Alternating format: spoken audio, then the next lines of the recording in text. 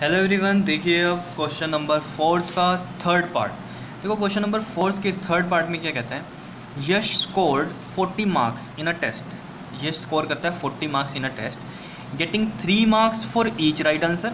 3 marks मिलते हैं उसे ईच राइट आंसर के, and losing 1 mark for each wrong answer. और डिटेक्ट भी होते हैं, मतलब ठीक है, लूज़ भी करता है 1 मार्क अगर उसने कोई क्वेश्चन गलत किया है, ठीक है, तो 1 मार्क के हिसाब से आपके नंबर कटेंगे उसमें, ठीक है, जितने क्वेश्चन गलत किए होंगे, ठीक है। Had 4 marks been awarded for each correct answer, ठीक है, और 4 मार्क्स मिले हैं करेक्ट आंसर के, and 2 marks been deducted for each incorrect answer, ठीक है। इनकरेक्ट आंसर के लिए 2 मार्क्स कट हो रहे हैं, और फिर then Yash would have scored कितने 50 marks. How many questions were there in the test. समझ रहे हो ये बात? मतलब उस टेस्ट में अगर अवॉर्ड करते 4 मार्क्स के हिसाब से, ठीक है, करेक्ट आंसर के अगर 4 मार्क्स देते हैं, and 2 marks been deducted for each incorrect answer, और 2 मार्क्स उसमें डिडक्ट करते हैं इनकरेक्ट आंसर के, ठीक है, मतलब जितने भी क्वेश्चन होते हैं 2 मार्क्स के हिसाब से डिडक्ट कर देते हैं, ठीक है। तो यश कितने स्कोर करता? 50 मार्क्स, ठीक है।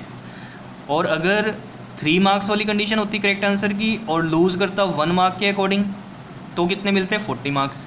तो कह रहा है how many questions were there in the test. देखो एक तो सिंपल सी एक बात समझो पहले तो, जैसे मान लो कोई टेस्ट हो रहा है, उसमें बोला जाता है आपको नेगेटिव मार्किंग है, तो आप जितने करेक्ट करोगे वो तो नंबर ठीक है मिलेंगे ही, ठीक है।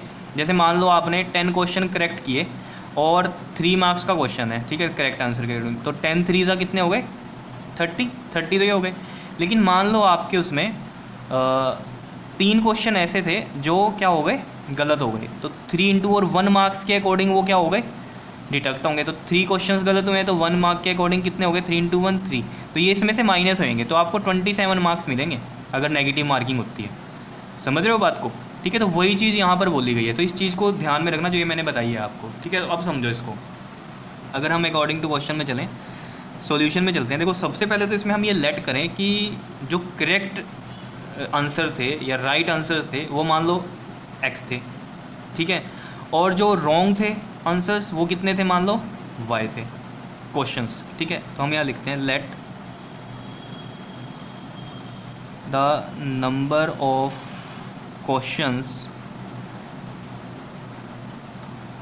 विच आर करेक्ट, ठीक है, वो नंबर ऑफ क्वेश्चन हमने मान लिए x हैं, ठीक है, and let the number of questions which are incorrect, वो हमने मान लिए y हो गए क्वेश्चन, ठीक है, समझ रहे हो? तो यानी कि टोटल क्वेश्चंस पेपर में कितने हैं, x प्लस वाई हैं, ठीक है, जिसमें से करेक्ट उसने x करें और इनकरेक्ट कितने करें, y करें, अनअटेम्प्ट नहीं कोई भी छोड़ा है, समझ रहे हो क्वेश्चन में, ठीक। तो ये चीज़ समझ लेना, कहीं दिमाग में आता है कि कोई क्वेश्चन छोड़ भी तो सकता है, ठीक है। तो ये चीज़ ध्यान में रखना कि जो नंबर ऑफ क्वेश्चन जो उसने करेक्ट करें हैं वो x करें और इनकरेक्ट क्वेश्चन कितने करें, y करें, समझ रहे हो? तो यानी कि उसे जो अवार्ड होंगे 3 मार्क्स के अकॉर्डिंग एक क्वेश्चन के हिसाब से, ठीक है, तो x क्वेश्चंस के कितने मार्क्स मिल जाएंगे उसे, 3 इंटू एक्स। जैसे यहाँ 10 क्वेश्चन थे तो 3 मार्क्स के हिसाब से उसे 30 मार्क्स मिलेंगे, तो x क्वेश्चन अगर उसके करेक्ट हैं तो 3 मार्क्स के हिसाब से 3x। समझ रहे हो बात को या नहीं? और इनकरेक्ट कितने क्वेश्चन हैं, y, और एक क्वेश्चन गलत है अगर तो उसका 1 मार्क कटता है, तो y क्वेश्चन अगर गलत है तो कितने मार्क्स कटेंगे, y इंटू 1, ठीक है। जैसे यहाँ पर 3 क्वेश्चन मैंने कहे थे उसके इनकरेक्ट हैं और 1 नंबर उसका कट रहा है एक क्वेश्चन के हिसाब से जितने भी गलत करें, ठीक है, तो 3 क्वेश्चन के 3 नंबर कटेंगे। समझ रहे हो ना इस बात को? तो वही चीज़ है। तो इनकरेक्ट कितने हो गए हमारे पास, y, और करेक्ट हो गए x। तो अकॉर्डिंग टू क्वेश्चन में चलते हैं अब हम। उसने कहा 3 मार्क्स मिलते हैं राइट आंसर के, तो x क्वेश्चन उसने राइट करे हैं तो 3 इंटू एक्स ये मिल गए उसे नंबर, ठीक है।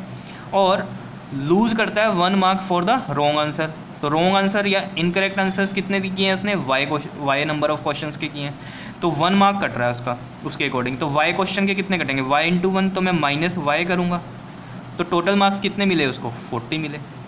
क्या इतनी बात क्लियर हो रही है या नहीं? तो मुझे क्रॉस मल्टीप्लिकेशन से सोल्व करना है, तो मैं इसको ऐसे लिख लेता हूँ 3x माइनस वाई, और ये 40 इधर जाके माइनस का 40 इक्वल टू 0। समझ रहे हो बात को? नाउ सेकंड जो कंडीशन है क्या, अगर वो कहता है कि अगर उसे 4 मार्क्स मिलते करेक्ट आंसर्स के, तो यानी कि क्वेश्चन करेक्ट कितने हैं x, तो 4x हो गए करेक्ट आंसर्स के नंबर, माइनस अब 2 मार्क्स डिडक्ट हो रहे हैं उसके इनकरेक्ट आंसर्स के, और इनकरेक्ट आंसर्स कितने हैं उसके, y नंबर ऑफ जो क्वेश्चंस हैं वो y उसने गलत करे हैं, ठीक है। तो 2 मार्क्स एक क्वेश्चन के कट रहे हैं, तो y क्वेश्चंस के 2y कटेंगे, तो ये 2y आ गया। और कितने मिल रहे हैं उसे मार्क्स, 50 मार्क्स मिल रहे हैं, समझ रहे हो। तो 4x माइनस 2y माइनस का 50 इक्वल टू में 0। क्या समझ में आया कैसे किया, इक्वेशन समझ में आई कि कैसे बनी है। मेन इक्वेशन समझनी है, ये माइनस का साइन आएगा क्योंकि नंबर कट रहे हैं उसके, समझ रहे हो ना। अगर गलत क्वेश्चन कर रहा है तो उसके अकॉर्डिंग उसका 1 मार्क हर क्वेश्चन के हिसाब से कटेगा। तो जितने क्वेश्चन गलत करें उसको 1 से मल्टीप्लाई कर दो, तो y आ गया यहाँ। फिर दूसरी कंडीशन में वो क्या कहता है कि 2 मार्क्स कटेंगे उसके, अगर उसने एक क्वेश्चन गलत किया तो जितने नंबर ऑफ क्वेश्चन गलत करेंगे 2 से मल्टीप्लाई करेंगे। तो 4x तो हो गई कैसे नंबर कि x हैं उसके राइट आंसर्स, तो 4 मिल रहे हैं एक क्वेश्चन के, तो 4x तो हो गए उसके करेक्ट आंसर्स के नंबर। लेकिन अब कटेंगे भी, जो उसने गलत किए हैं, गलत कितने किए हैं y, तो 2 मार्क्स के हिसाब से वो कटेंगे भी। तो टोटल कितने मिले, 50 मार्क्स मिले, समझ गए होंगे, ठीक है। अब इसको हम क्रॉस मल्टीप्लिकेशन से ही सॉल्व करेंगे। तो देखो ज़रा, ये आपको पता है कैसे लिखते हैं हम, x लिखते हैं यहाँ, फिर यहाँ माइनस y लिखते हैं और फिर यहाँ पर 1 लिखते हैं, ठीक है। x के नीचे कौन सी टर्म्स आएंगी, x वाली छोड़ के y वाली और कॉन्स्टेंट वाली। तो y वाली इधर क्या है -1, इधर कितनी है -2, कॉन्स्टेंट इधर है -40 और इधर है -50। y के नीचे देख लो, अब y वाली छोड़ेंगे x वाली आएंगी, इधर है 3 और एक में है 4 और कांस्टेंट वाली -40 और -50, समझ रहे होंगे, ठीक है। 1 के नीचे कौन सी आएंगी, कांस्टेंट वाली छोड़ेंगे, x वाली और y वाली आएंगी। x वाली कौन सी है 3 और 4 और y वाली है आपके पास -1 और साथ में है -2। क्या इतनी बात क्लियर है। अब तो बड़ा सिंपल है आगे तो करना। तो देखो x के नीचे देखो क्या आएगा, ये इससे मल्टीप्लाई होगा, माइनस माइनस प्लस, 50 × 1 50 हो गया। फिर आता है साइन माइनस का, और ये देखो जब ये इधर से मल्टीप्लाई होगा 240 से कितना होएगा 80 और माइनस माइनस प्लस आ जाएगा। तो माइनस ये पहले से ही था और माइनस माइनस ये प्लस और 4 2 8 और तो यानी कि ये 80 आ गया, समझ रहे हो। इक्वल टू में ये आ गया आपके पास माइनस का y और ये 3 × में -50 कितना आ जाएगा माइनस का 150, फिर साइन माइनस का और ये इधर मल्टीप्लाई होगा माइनस का आएगा क्योंकि इधर माइनस है और 4 4 16 यानी कि ये 160 आ जाएगा। इक्वल टू में 1 में ये इधर मल्टीप्लाई 3 2 6 माइनस का 6 आएगा, फिर साइन माइनस का है और 4 × 1 मतलब -1 कितना आएगा -4 आएगा, समझ रहे हो ना ये चीज़ें, ठीक है। अब देखो यहाँ कितना आएगा plus minus minus sign which is greater, तो माइनस का साइन आएगा, 80 में से 50 माइनस करो 30 आएगा।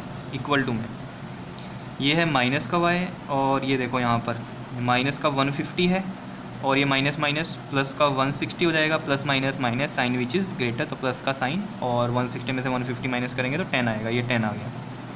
इक्वल टू में 1 में, ये तो मैंने क्वेश्चन ही सोल्व कर दिया है और मुझे पता ही नहीं चला कि कैमरा बंद हो गया था, ठीक है। तो ये देखो यहाँ पर -6 और ये देखो यहाँ पर क्या हुआ है, ये माइनस का 6 और ये माइनस माइनस कितना हो रहा है प्लस का 4, ठीक है।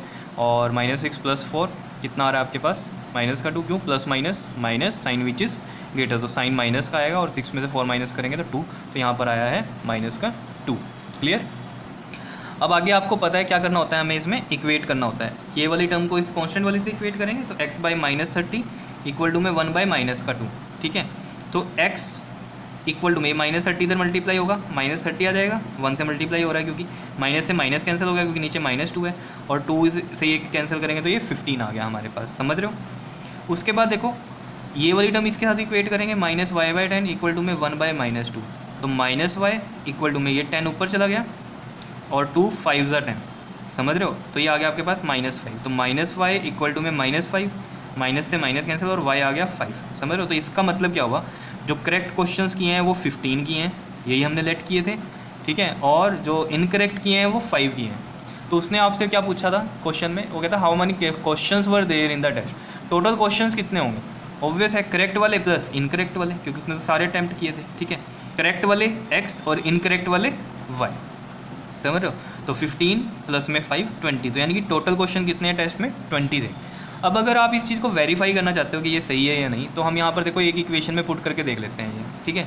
देखो ये था जैसे हमारे पास, ठीक है, तो 3 मार्क्स मिले थे उसे सही क्वेश्चंस के लिए, ठीक है। तो 3 × में सही क्वेश्चन कितने निकले हैं हमारे 15, क्योंकि x की वैल्यू 15 है, तो 15 यहाँ पर माइनस और 1 मार्क उसका डिटेक्ट हुआ था रॉन्ग आंसर के लिए, और रॉन्ग कितने हैं आंसर y, और y कितना है 5। तो देख लेते हैं कितने मार्क्स बनते हैं, 15 3 45 -5 × 1 5, तो 40, तो वो सही है, 40 मार्क्स ही मिले थे उसको। तो हमारा आंसर यानी कि बिल्कुल करेक्ट है, समझ रहे होंगे इस बात को। तो बहुत ही सिंपल है, ठीक है। तो इसको देख लेना अच्छे से क्वेश्चन को, क्लियर। ओके जी, थैंक यू।